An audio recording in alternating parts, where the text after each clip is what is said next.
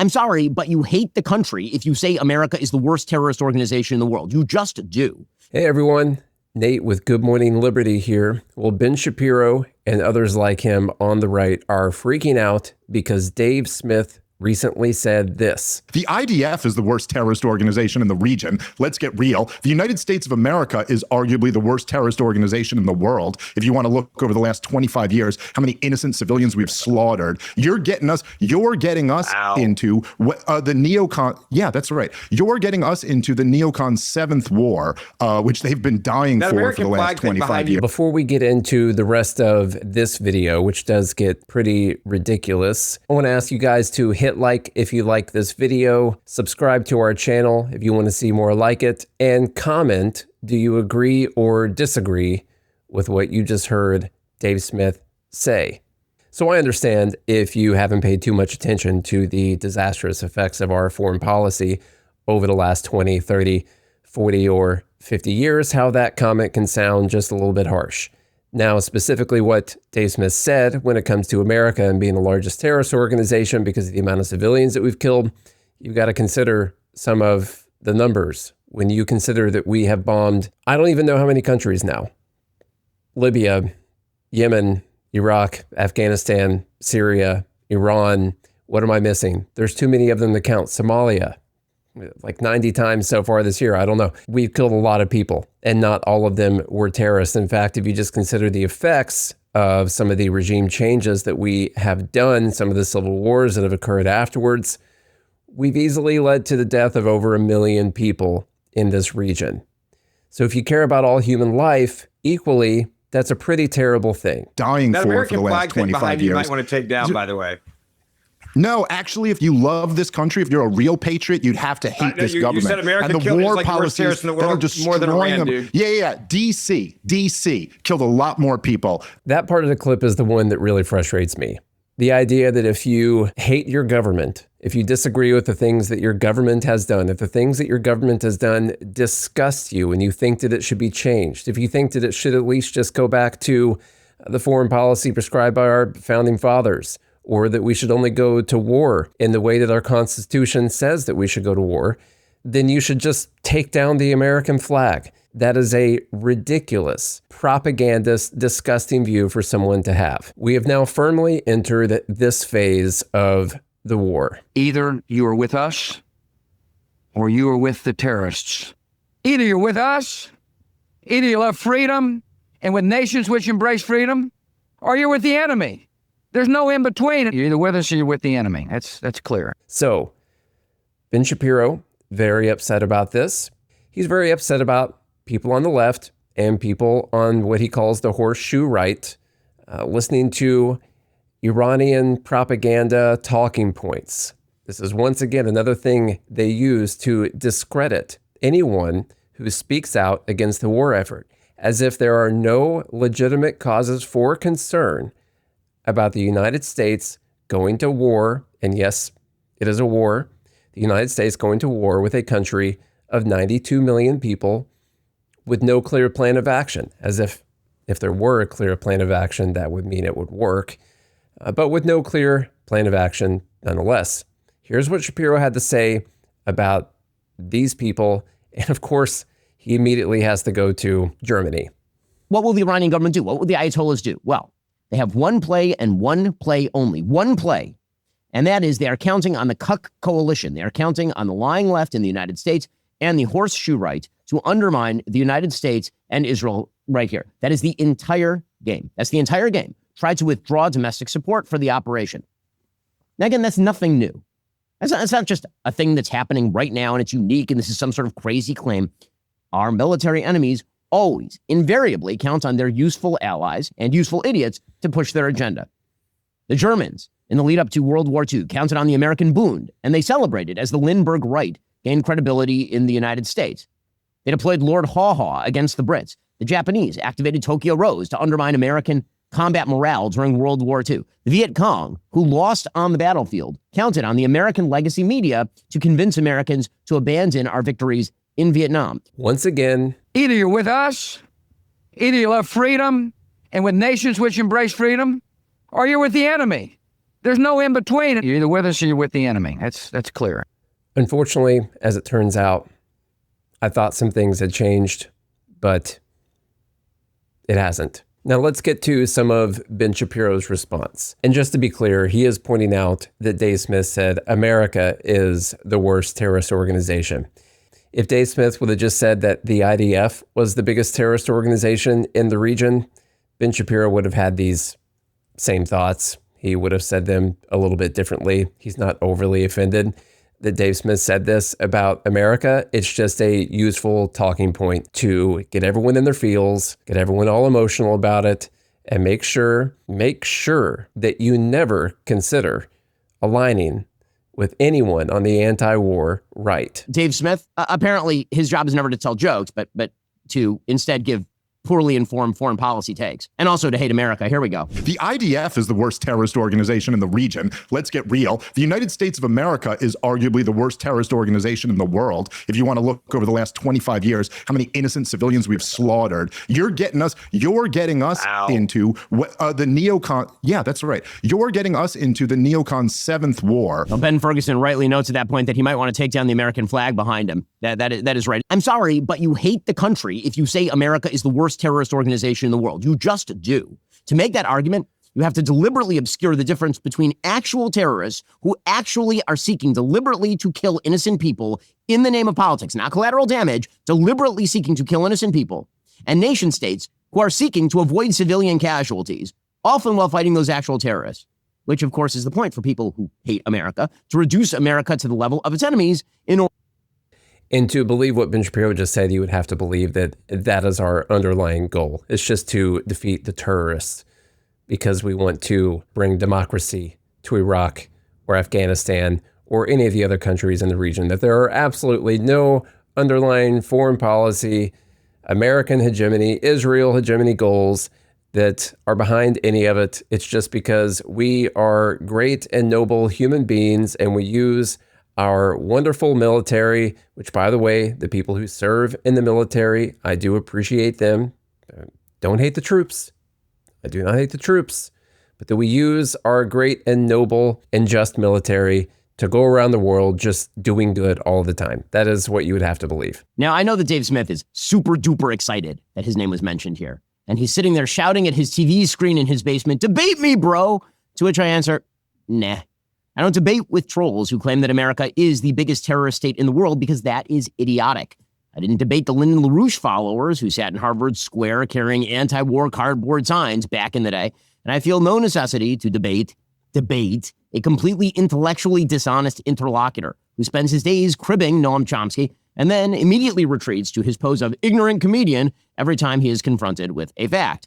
Dave Smith is the kind of fellow who says that Donald Trump should be in jail for life as a war criminal, legitimizes every single scurrilous figure on the internet from Nick Fuentes to Candace Owens, and then demands that everyone treat him as though he is some sort of honest, worthy intellectual opponent. He's not.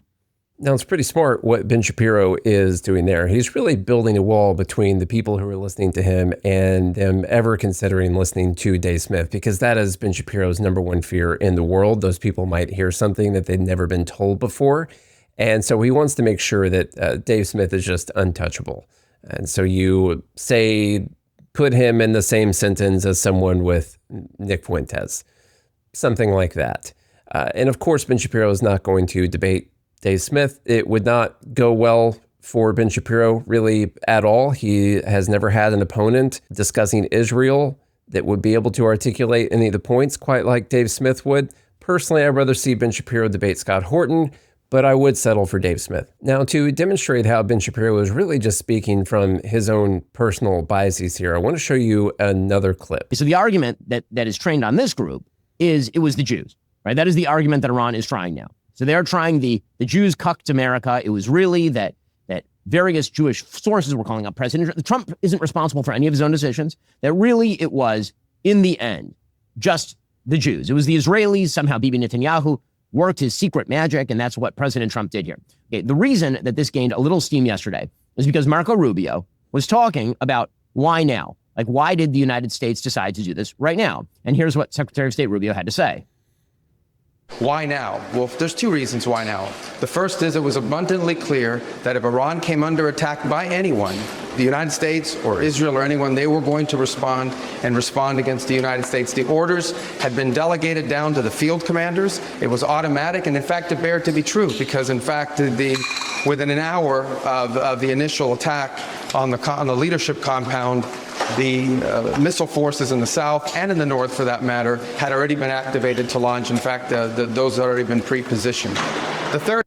I did like, and this is aside from the Ben Shapiro argument, that Marco Rubio's proof was, in fact, it bared out to be true because within an hour of us attacking them, they attacked us. We knew that there was going to be an Israeli action. We knew that that would precipitate an attack against American forces. And we knew that if we didn't preemptively go after them before they launched those attacks, we would suffer higher casualties and perhaps even higher those killed. Before Shapiro says whatever he's about to say, he's going to point to the other Rubio clip.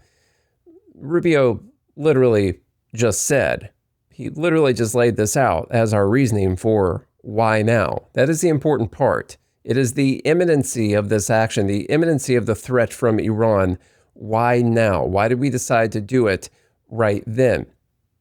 We knew, we had intelligence that Israel was going to attack. By intelligence with Israel, what they mean is that Israel called them and said, hey, we're about to attack. They had intelligence that Israel was going to attack, and they knew that Iran was going to retaliate, not just back at Israel, but against us and our bases and assets in the region as well. That is literally what Rubio just said. Most people would want to ask in that scenario, why then, if we did not feel the need to go to war with Iran, if we were still actually trying to negotiate or actually trying to go through any kind of diplomacy, if there was no real imminent threat that they were about to attack us, why would you not just tell Israel, no, we're not, you can't do that? And some people respond back with, well, they're a sovereign country. They can make their own decisions. Sure. They can also defend themselves, right? They don't need us to shoot any missiles out of the sky to help defend them. Yeah, they do. They obviously would not do it if we said, hey, you guys make this decision right now without us before we're ready to go while we're actually trying to go through some kind of diplomacy. We're not going to defend you when they retaliate. Just not going. In fact, I'm going to call them and I'm going to say, hey, we're not with them on this. We told them no, and we're not going to help defend them. Guess what? They wouldn't do it. They just clearly wouldn't do it. Let's see what Ben Shapiro said back, though. Those last two sentences are being taken out of context by people who apparently didn't watch the rest of the press conference and or are being totally dishonest with you to suggest. This is not being taken out of context. He's about to try and add some context. It does not add any context. And this shows Ben Shapiro's biases on this specific subject. It always comes down to the subject of Israel, maybe sometimes broader foreign policy, but specifically in this case, and even more specifically when it comes to Israel and Iran, he's got clear biases. And while he is pretty smart on a lot of other things, as I said earlier, I do listen to him when he has conversations about, say, tariffs, free trade, things like that. Regulations. I will listen to him on that. When it comes to this, he has a very clear bias. That actually what happened here is that Israel entered into a war of choice, or was going to, and that they were going to drag the United States into war because Iran would retaliate against U.S. bases, and therefore they basically strong-armed, the Israeli government strong-armed President Trump into joining. Well, fortunately for us, we have tape of the Secretary of State expressly rejecting this idiotic suggestion in the same press conference that, of course, got many, many fewer clicks on the X machine, which is an algorithmic disaster. Here was Secretary of State Rubio being asked whether, in fact, Israel strong-armed the United States into this. And here he was saying, no, that's stupid. I mean, two things I would say. Number one is, no matter what, ultimately, this operation needed to happen. That's the question of why now. But this operation needed to happen because Iran, in about a year or a year and a half, would cross the line of immunity, meaning they would have so many short-range missiles, so many drones, that no one could do anything about it because they could hold the whole world hostage. Look at the damage they're doing now. And this is a weakened Iran. Imagine a year from now. So that had to happen. Obviously, we were aware of Israeli intentions and understood what that would mean for us, and we had to be prepared to act as a result of it. But this had to happen no matter what. In other words, 1 year from now, nobody could do anything. The window was closing for action. Israel would have had to act because they had no choice. Again, the deliberate attempt to take the last two sentences of the first clip out of context to suggest that basically America was strong-armed into this is such abject horseshit. So I just wanted to point out there that the context he tried to add was not extra context. I've seen many people on this say, well, no, Marco Rubio said it was going to happen anyway. No, he said that this action needed to happen anyway. That is not him saying we were going to do it anyway, that we were about to do it anyway. That's him saying that he believes it needed to happen anyway because of all of these reasons, because they were somehow about to reach some kind of magical missile immunity that they haven't been able to reach over the last 47 years. And that apparently we need to study how they've been doing their defense spending because we spend $1 trillion a year. And I'm not even sure if that means that we are totally immune to every single country in the world. And we have nothing to ever worry about ever for the history of ever. This idea that Rubio said this needed to happen anyway means that it was going to happen is ridiculous. That's just them backing up their own policy that they have pursued. We don't know what actually would have happened otherwise. He still reiterated that's the question of why now, and that Israel was going to hit them and that we had to do this. And by the way, he's saying that they had to do this because the only way to make this legal under the War Powers Act is for it to be a defensive action in the first place. So we kind of had to come out and say that it was defensive. That's kind of why he had to throw Israel under the bus. And I know that Trump came out and said, no, in fact, maybe I had a feeling. I had a feeling that they were going to attack. Maybe we forced Israel into it. Trump is not going to let the news say that anyone forced him into anything. So you can trust that if you want to. I don't trust it. I think Israel decided they were going to do it. I think they wanted to do it potentially while all the protests were happening, but maybe they weren't ready yet. Maybe we weren't ready yet. And they were worried that the window of opportunity would close again, that the news cycle would change onto something else, and they would lose the support from the U.S. That it really was now or never, but it might have been a politically now or never, because as we got closer to the midterms, Trump would less and less be willing to go through this. I just found this as a great example of how even someone like Ben Shapiro, who is presenting himself and being presented by others as this rational, logical thought leader, unbiased, smart when it comes to foreign policy and the rules of war, does also have his biases when he tries to present these clips to you and tell you that they say something completely different when in fact they do not. What do you think? You let me know. Did I completely miss something here? Maybe I did. That's possible. Leave me a comment and say, hey, that video sucked, or that video was great. Hit like if you want to, hit subscribe, and listen to Good Morning Liberty on your favorite podcast app almost every single day of the week when we want to. Thank you.